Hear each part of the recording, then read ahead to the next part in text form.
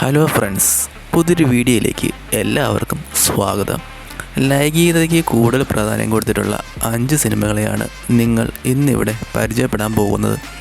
ലൈംഗികതയുടെ അതിപ്രസരണം കൊണ്ട് തന്നെ ഈ സിനിമകൾ നിങ്ങളെ ഒരിക്കലും നിരാശനാക്കത്തില്ല. ഈ വീഡിയോയുടെ മുന്നിലത്തെ ഭാഗം ഇതിന് മുന്നിലത്തെ വീഡിയോകളിൽ അപ്ലോഡ് ചെയ്തിട്ടുണ്ട്. അത് കാണാത്തവർ ഇതിനു മുമ്പ് അപ്ലോഡ് ചെയ്തിരിക്കുന്ന വീഡിയോസ് ചെക്ക് ചെയ്യുകയാണെങ്കിൽ അതിൽ കാണാവുന്നതാണ്. ഈ വീഡിയോ കാണുന്നവർ ഇതിൻ്റെ അവസാനം വരെ കാണുക. കാരണം അവസാനം ഞാൻ നിങ്ങൾക്ക് വേണ്ടി ഒരു ജാക്ക് പോട്ട് തന്നെ വെച്ചിട്ടുണ്ട്. നമുക്കെന്നാൽ ആദ്യത്തെ സിനിമയിലേക്ക് കിടക്കാം. നിങ്ങളെ ആദ്യമേ പരിചയപ്പെടുത്താൻ പോകുന്നത് ഒരു അടിപൊളി കളിപ്പടമാണ്. എൻ്റെ പേഴ്സണൽ ഫേവറേറ്റ് കളക്ഷനുള്ള ഒരു പടമാണിത്.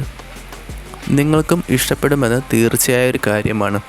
2008 പുറത്തിറങ്ങിയ കൊറിയൻ ചിത്രമായ A tale of legendary libido ആണിത്. ബോങ് തേ-ഗ്യു കേന്ദ്ര കഥാപാത്രമായി അഭിനയിക്കുന്ന ഈ ചിത്രത്തിൽ നിരവധി സ്ത്രീകളുടെ പൂർണ്ണ നഗ്നതാ പ്രദർശനമുണ്ട്.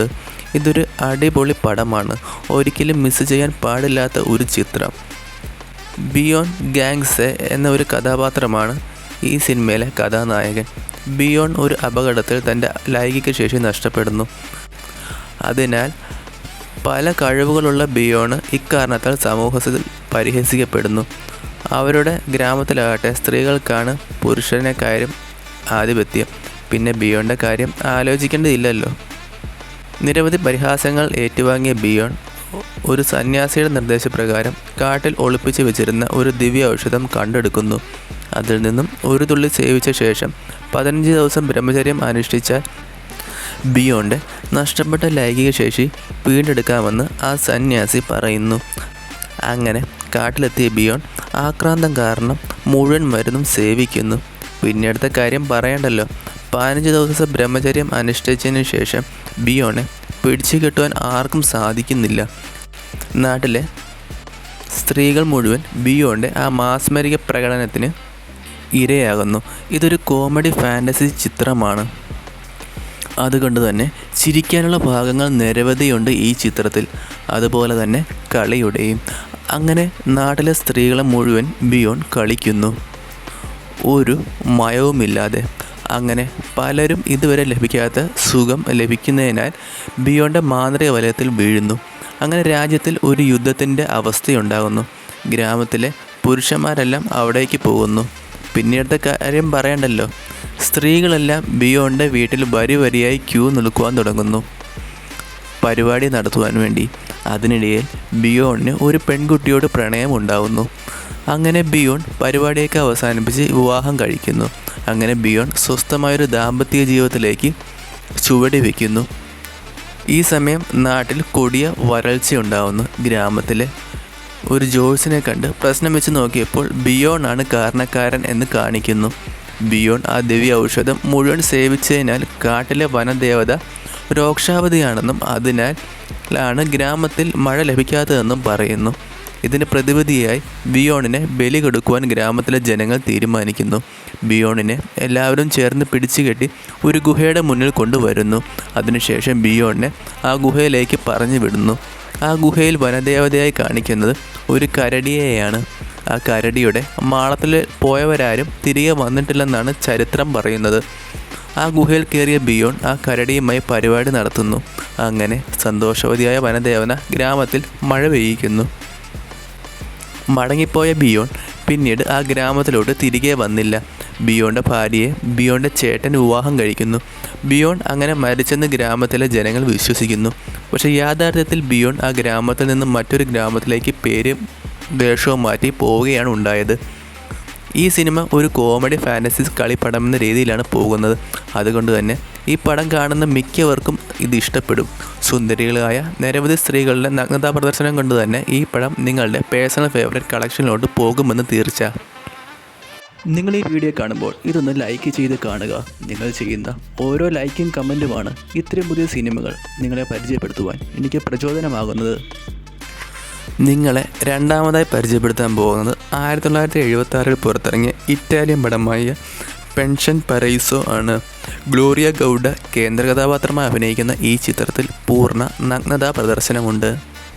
ഗ്ലോറിയ ഗൗഡേനെ ഇതിനോടകം എല്ലാവർക്കും തന്നെ അറിയാമായിരിക്കും. ഇതിനോടകം ഗ്ലോറിയ ഗൗഡയുടെ പല സിനിമകളും ഞാൻ പറഞ്ഞു പോയിട്ടുണ്ട്. 1970 കാലഘട്ടങ്ങളിൽ അറിയപ്പെടുന്ന ഒരു തുണ്ടുനടിയാണവൾ. അവളുടെ മാസ്മരിക പ്രകടനം തന്നെ ഈ സിനിമയിൽ കാഴ്ചവെച്ചിട്ടുണ്ട്. The teasers, the malicious to be 20 എന്നിവയാണ് അവളുടെ പ്രശസ്തമായ സിനിമകൾ. സൗന്ദര്യം കൊണ്ടും ആകാരഭംഗി കൊണ്ടും ഗ്ലോറിയ ഗൗഡനെ കടത്തിവെട്ടാൻ ആർക്കും തന്നെ സാധിക്കുകയില്ലായിരുന്നു.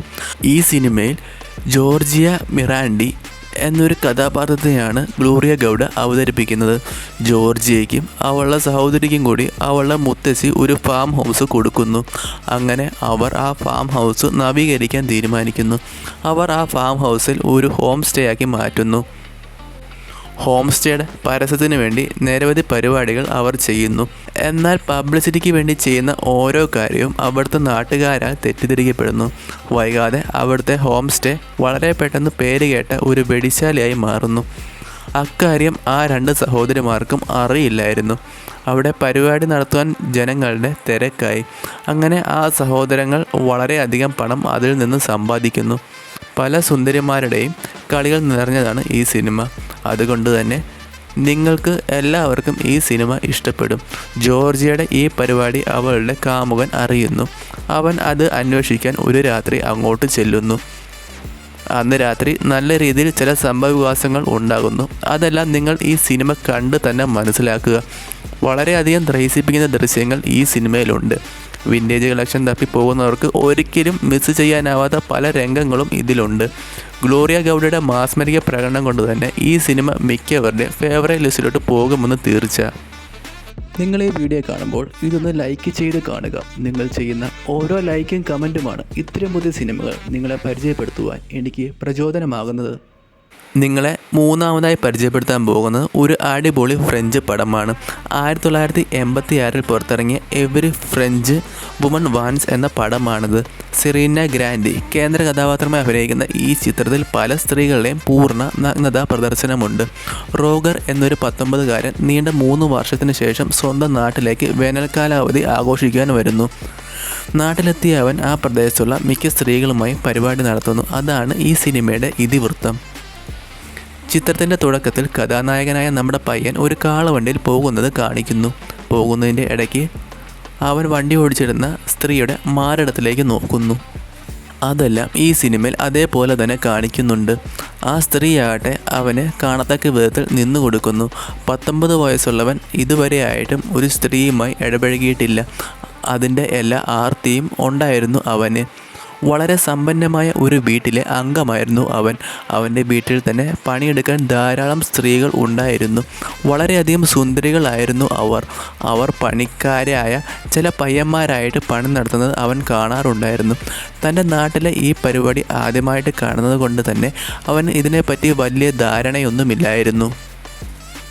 അതിനിടയിൽ പള്ളിയിലെ കുമ്പസാര രഹസ്യം ഒളിഞ്ഞു നിന്ന് കേട്ടതിന് അവൻ്റെ ചന്തിക്കിട്ട് നല്ല രീതിയിൽ അടി കിട്ടുന്നു. അതെല്ലാം അവിടെ നിന്നിരുന്ന സ്ത്രീജനങ്ങൾ കാണുന്നു. അതവന് നല്ല രീതിയിൽ നാണക്കേടുണ്ടാക്കുന്നു. ആ കുമ്പസാര രഹസ്യത്തിൽ നിന്ന് അവൻ മനസ്സിലാക്കുന്നു നാട്ടിലെ സ്ത്രീകൾ മിക്കവരും കഴപ്പികളാണെന്ന്. പക്ഷേ അവന് ഇതുവരെയായിട്ട് അവരോട് എങ്ങനെ ചെന്ന് സംസാരിക്കണം എന്ന് പോലും അറിയില്ലായിരുന്നു. ഈ സമയത്ത് നാട്ടിലെ യുദ്ധം പൊട്ടിപ്പുറപ്പെടുന്നു. ഫ്രാൻസും ജർമ്മനിയും തമ്മിൽ 1-ാം ലോക മഹായുദ്ധം നടക്കുന്ന സമയമായിരുന്നു അത്. യുദ്ധം നടക്കുന്നതിനാൽ ഫ്രാൻസിലെ മിക്ക പുരുഷന്മാരും പടക്കളത്തിലേക്ക് പോകേണ്ട ആവശ്യകത ഉണ്ടായിരുന്നു. അങ്ങനെ ഗ്രാമത്തിലെ മിക്ക പുരുഷന്മാരും ആ യുദ്ധത്തിന് വേണ്ടി പോവുകയുണ്ടായി. അങ്ങനെ അവൻ്റെ വീട്ടിൽ പുരുഷനായിട്ട് അവൻ മാത്രമേ ഉണ്ടായിരുന്നുള്ളൂ. ആ സമയം അവൻ നല്ല രീതിയിൽ തന്നെ മുതലെടുക്കുന്നു. ഇതുവരെ അവൻ്റെ മനസ്സിൽ സൂക്ഷിച്ചു വെച്ചിരുന്ന ലൈംഗിക വിക്രിയകളെല്ലാം പുറത്തെടുക്കുന്നു. അവൻ നാട്ടിലെ സ്ത്രീകളെ ഓരോന്നായി പണിയുവാൻ തുടങ്ങുന്നു. അവൻ ആദ്യമേ തന്നെ എടുത്തു പണിത് ഉർസല എന്നു പേരുള്ള അവൻ്റെ വീട്ടിലെ പണിക്കാരിയായിരുന്നു. ഈ സിനിമയിലെ മെയിൻ ഹൈലൈറ്റ് തന്നെ ആ പെണ്ണാണ്. നല്ല അടിപൊളി ചരക്കാണ് അവൾ. നല്ല രീതിയിലുള്ള ആകാരഭംഗി അവൾക്കുണ്ടായിരുന്നു. അത് അവളുടെ ആ സീൻ കാണുമ്പോൾ മാത്രമേ നിങ്ങൾക്ക് മനസ്സിലാവുകയുള്ളൂ. അവിടെ നിന്ന് തുടങ്ങുന്ന അവൻ്റെ തേരോട്ടം പല സ്ത്രീകളിലും ചെന്ന് നിൽക്കുന്നു. അതിൽ അവൻ്റെ ആൻറ്റി തൊട്ട് സഹോദരിമാർ വരെ ഉൾപ്പെടുന്നു. അവൻ്റെ വീട്ടിലെ എല്ലാ പണിക്കാരികളെയും അവനെടുത്ത് പണിയുന്നു. അങ്ങനെ നാട്ടിലെ പുരുഷന്മാർ യുദ്ധത്തിന് പോയ സമയം അവനായിരുന്നു നാട്ടിലെ രാജാവ്. പലരുടെയും സീനുകൾ ഈ സിനിമയിൽ കാഴ്ചവെക്കുന്നു. അങ്ങനെ അവൻ പണിത മിക്ക സ്ത്രീകളും ഗർഭിണികളാകുന്നു. അതിനുശേഷം കുറച്ച് ഹാസ്യം നിറഞ്ഞ കാഴ്ചകൾ ഇതിൽ ഉൾപ്പെടുത്തുന്നു. അതെല്ലാം നിങ്ങൾ ഈ സിനിമ കണ്ട് തന്നെ ആസ്വദിക്കണം. ഈ സിനിമയിൽ അവൻ ഉർസലയായിട്ട് നടത്തുന്ന ചില പരിപാടികളാണ് ഈ സിനിമയുടെ മെയിൻ ഹൈലൈറ്റ്. നല്ല അടാറ് കളിപ്പടങ്ങൾ തപ്പി നടക്കുന്നവർ ഒരിക്കലും മിസ് ചെയ്യാതെ തൻ്റെ പേഴ്സണൽ ഫേവറേറ്റ് കളക്ഷനിലോട്ട് മാറ്റാൻ പറ്റിയ ഒരു പടം തന്നെയാണിത്. നിങ്ങളെ നാലാമതായി പരിചയപ്പെടുത്താൻ പോകുന്നത് 2015 പുറത്തിറങ്ങിയ ഹോളിവുഡ് ചിത്രമായ ദ ഡാനിഷ് ഗേളാണ്. അലിക്ക വിക്കാൻഡർ കേന്ദ്ര കഥാപാത്രമായി അഭിനയിക്കുന്ന ഈ ചിത്രത്തിൽ പൂർണ്ണ നഗ്നതാ പ്രദർശനമുണ്ട്. ഒരാളുടെ മാത്രമല്ല, പല സ്ത്രീകളുടെയും നഗ്നതാ പ്രദർശനം ഈ സിനിമ കാഴ്ചവെക്കുന്നു.